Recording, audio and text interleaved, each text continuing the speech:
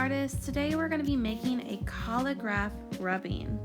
A collagraph is a work of art that uses some sort of hard surface, like I'm using a thin piece of cardboard from a recycled cereal box, and then you take other surfaces and attach them to it.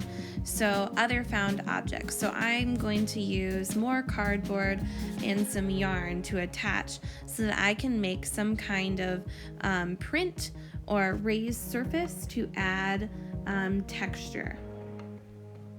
So because springtime is one of our blessings, I'm going to be making a spring flower with my other pieces of cardboard. For your design, get creative. You can do anything you want. If you'd like to do a springtime flower, go for it. If you'd like to make your base a different shape, I did mine a plain rectangle behind my flower, but you can create whatever shape you want for the base. You could do an oval, other kinds of shapes. This is your project. Do what you would like to do. You can see I'm cutting out my flower and my shapes and laying it where I want it to go before I actually glue it down. So I'm kind of arranging it the way I like it, and now I'm starting the gluing process of actually gluing it on.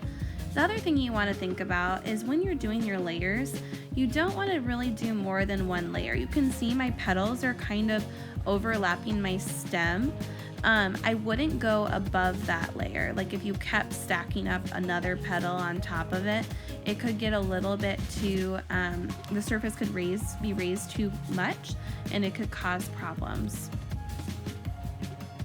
Now I'm starting to add the yarn, and you know what? This could be a little bit too much, but I'm gonna try it anyway and see what happens. As artists, we always take risks to see what will happen because you never know.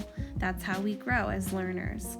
So you can see I added my yarn. Now I set that off to the side and let it dry overnight. Now I'm starting to use some tape to attach a piece of paper on top of it so that my paper doesn't move around.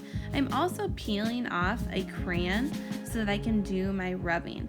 I'm using the side of my crayon because if you use the tip, it doesn't press as evenly as if you're using the side of the crayon. So you can see I'm pressing and my collagraph rubbing is starting to show up. There is my flower. Something else you can do is you don't have to use crayons. If you have other materials you want to use at home, that works too. Sometimes artists use paint and they'll use some kind of paint roller and they'll roll the paint onto their collagraph and make prints that way. The cool thing about collagraphs is I could make as many copies of these as I want, kind of like a printer. So you can see I'm starting to color it in to add different colors. I could have left it plain blue, but I decided to color it in. I'm also, when using crayons, I know you've all used crayons a lot. When using crayons, I love to blend my colors together and have lots of layers of different colors. I use some green and then I put some blue to make like a bluish green color. Then I added some yellow to make a lighter green. I'm also on my petals right now. I'm using one color of blue and doing it very lightly using the kind of side of my crayon again and coloring it all the same. But then I'm going to take different colors and go over top of my petals to create some different values and shading so that it has it's colored a little more interesting than if it was just with one color. If you look at flowers in nature, they're often the petals are not one color anyway, so this helps you become more of a realistic artist when you're starting to add and blend colors together to make your own colors, rather than just using the crayon as is.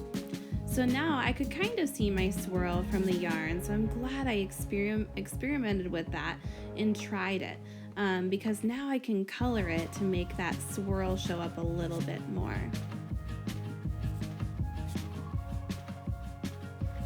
I'm adding some pink into my petals now, even more colors. I thought about leaving it as is, but I thought it needed something else, so I eventually go back into it again.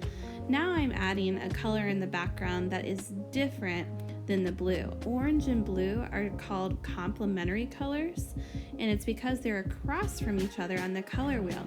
So I decided to use the orange and blue together so that the background helped the flowers stand out a little bit more because they were so different. Complementary colors help us create contrast in our artwork, and it helps us draw the viewer's eye in. I had a little bit of edge on the side of my paper too, so I decided to color that as well. The cool thing about collagraphs, again, is you can make multiple copies. So I could make these into cards and send them out to people that I care about, that I can't visit right now. I could make multiple copies and do all sorts of things with them and color them different ways. Here are the 3 that I colored.